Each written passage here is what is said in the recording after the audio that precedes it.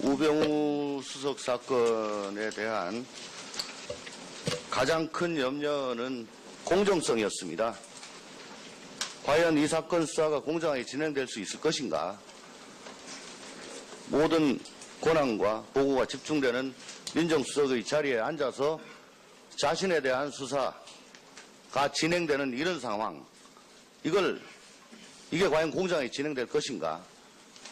장관께서는 외압 없이 공정하고 철저하게 수사하도록 지휘 감독하시겠다고 누차 지금 말씀을 하셨습니다마는 불행히도 언론이나 국민들은 그렇게 생각하지 않는 것 같습니다.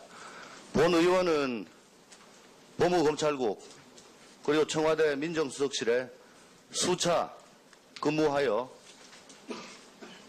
검찰국과 민정수석실 간의 업무 연락 내지 보고 관계를 누구보다 잘 알고 있다고 자부를 합니다. 통상 검찰이 이과, 그러니까 형사기획과죠. 좀 켜주세요. 형사기획과로 대검에서 보고가 들어옵니다. 그러면 형사기획과에서는 형사기획과장, 검찰국장, 차관, 총장 이렇게 올라가고요. 또 민정수석실에서는 민정비서관실 파견검사, 민정비서관, 민정수석 이렇게 되는데 각자 카운터 파트너가 되거나 아니면 급할 때는 절차를 조금 어겨가기도 하고 해서 검찰에서 일어나고 있는 중요 사건의 경우에는 손바닥 보듯이 다 꿰뚫을 수밖에 없고 그렇게 해야 국정 운영에 누수가 생기지 않고 대통령께 누가 되지 않기 때문입니다. 이건 마치 선수가 심판하는 사람이 다시 선수로 왔다 갔다 유니폼만 갈아입고 하는 건데 누가 그 경기 결과를 승복하겠느냐. 믿어달라 우리 양식을. 불행히도 그 정도의 신뢰는 이제는 없는 것 같습니다. 아까 장관께서 검찰 수사에 영향을 미치지 않는 범위에 보고를 한다 했는데 간단하게 어떤 게 그런 게 있을까요? 글쎄 구체적으로 그 내용을 말씀드리기는 어렵습니다만은 언론에 보고된 거를 사후적으로 보고하는 것 정도라고 또 그걸 예시 정도로 말씀하셨는 것 같은데 그럼 그건 언론 진상 보고입니까? 네. 대한민국의 우병우 수석을 제외한 그 어느 누구가 법무부로부터 자기와 관련된 사건에 대해 진상보고를 받을 수 있는 그런 피의자가 있습니까? 본 의원도 피의자를 해봤습니다. 피의자라는 신분 극히 불안합니다. 검찰이 도대체 어디를 어떻게 문제 삼아서 파고 들어올지 모르고 언제 압수수색 당할지 모르고 또 내 통화 내역 메시지가 다 들통이 난다. 항상 불안한 상황입니다. 쉽게 얘기하면 횟집에서 도마 위에 올라간 생선 처지입니다. 모든 피의자들은 그런 상황에 있어요. 그래서 검사가 뭐라고 한마디 하면 저게 무슨 뜻일까? 왜 저런 말을 할까? 그걸 가지고 밤잠을 못 이루고 뒤척입니다. 근데 사후보고 장관님 말씀대로라도 사후보고 받는 피의자가 대한민국에 한 사람이 있습니까? 검찰국장 앞으로 좀 나와주십시오.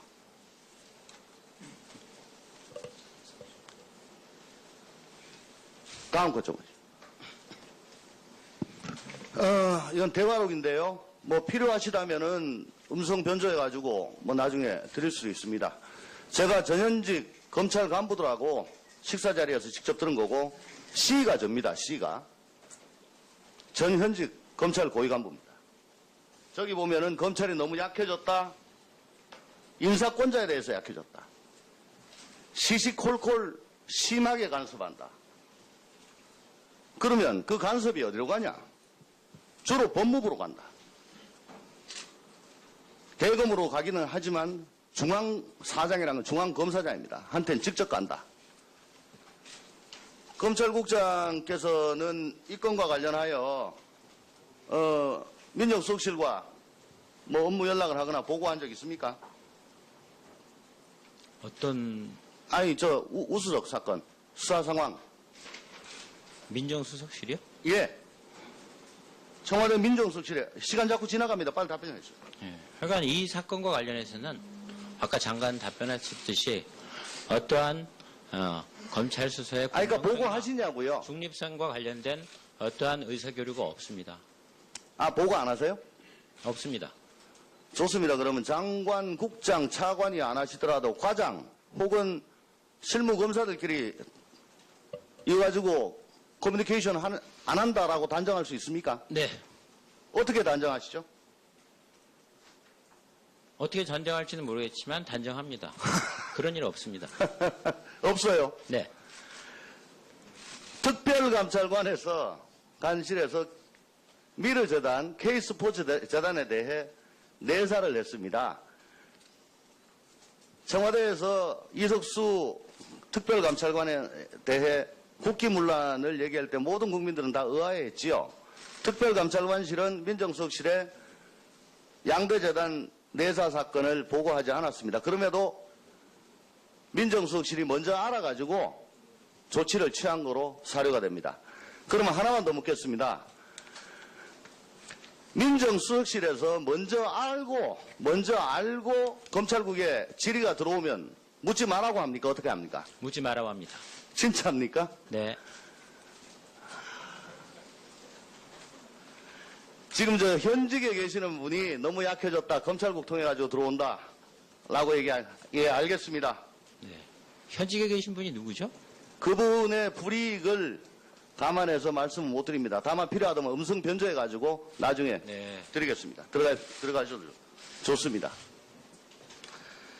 애초부터 공정할 수 없는 사건 공정하게 하신다고 하다 보니까 틀에 안 맞는 걸 끼워 넣다 보니까 지금 법무검찰이 망가지는 겁니다. 장관님. 이 문제점의 심각성을 좀 생각해 주시기 바랍니다. 이사입니다. 그런데 우리 저 검찰국장은 한겨레 보도와는 달리 뭐 자기들은 관여 안 했고 그렇게 답변한 적 없고 오보고 실무자가 알아가지고 그렇게 한 거에 불과하다 이런 취지로 얘기했습니다. 맞습니까? 예, 맞습니다. 그러면 단장도 몰랐는가요?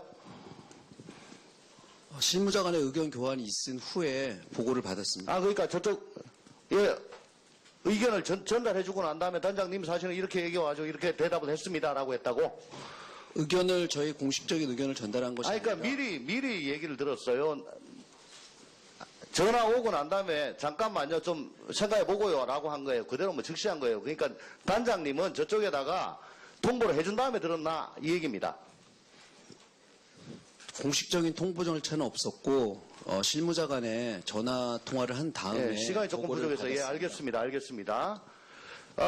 지금 이 건에 대해서는 이게 뭐 그냥 누구 사표 수리하는 게 맞냐 아니냐 나가는 게 맞냐 아니냐 그 정도의 문제가 아닙니다. 이거는 이미 계속 꼬리에 꼬리를 물고 사안이 이어져 가지고 결국은 이석수 특별감찰관이 사표를 내고 그러면 나머지 특감보나 이런 사람들은 나가냐 마냐 어떡하냐 계속 이슈가 되고 있었고 그런데 사표 수리 안 하고 한 달 정도 지나다가 갑자기 이석수 감찰관이 국감에 나갈 의사를 표하니까 사표 수리가 됐고 그러면 이거 국감 방해하는 거다 쭉쭉쭉쭉 계속 이슈가 이어져 오던 사안이었습니다. 그죠?